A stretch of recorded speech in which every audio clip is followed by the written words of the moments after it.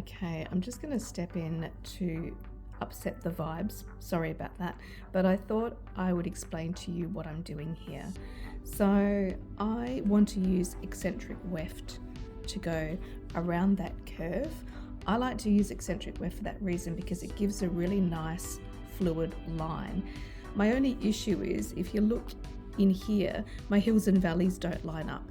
So what I'm going to do is I've got two of this color on either side. I'm going to do part of it going this way and part of it going this way in order to get a really nice fluid line. So I thought I would show you what I do here.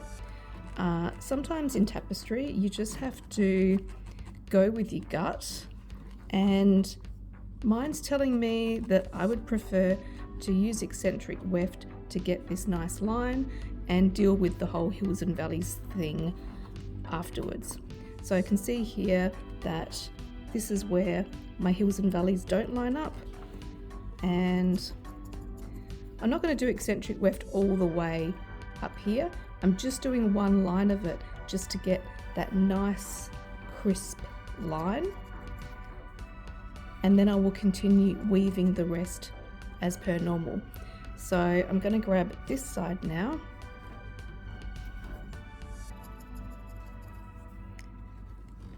and then it's pretty steep, this one, but I think I can make it work. This is perhaps a little bit of a steep line for eccentric weft, but to be honest, actually I might have to stop it there. And we'll sort out the hills and valleys when we come to them, when we get up to here. But for the moment, you can see that this line is nice and smooth. Okay, I'm going to be doing some more eccentric weft. And this is not going to be absolutely perfect, but sometimes there isn't the option for a perfect hills and valleys run. So I'm going to do the best I can, but I'm going to start here. And there are a few that don't line up down here, but I figure that it's going to work its way out in the wash, so to speak.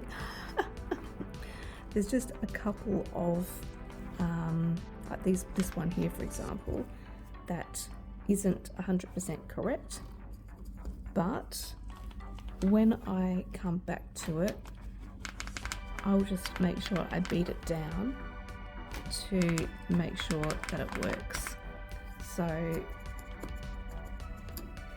with eccentric weft, you just have to make sure that you really do a nice bubble so that it's not pulling the tension out of place.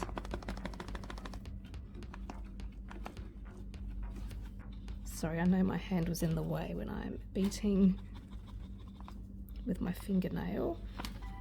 Okay, I'm just going to go this far, and then I'm going to go back the other way.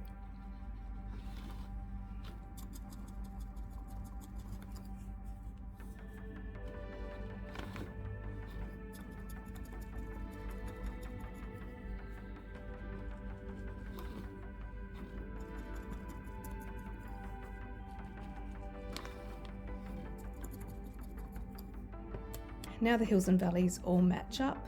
If there are any that there are little gaps, they will be beaten down when the rest of this is woven. So I guess what I'm trying to tell you is it doesn't have to be 100% perfect all the time. Obviously you don't want to leave little gaps all over your tapestry. They're called lice.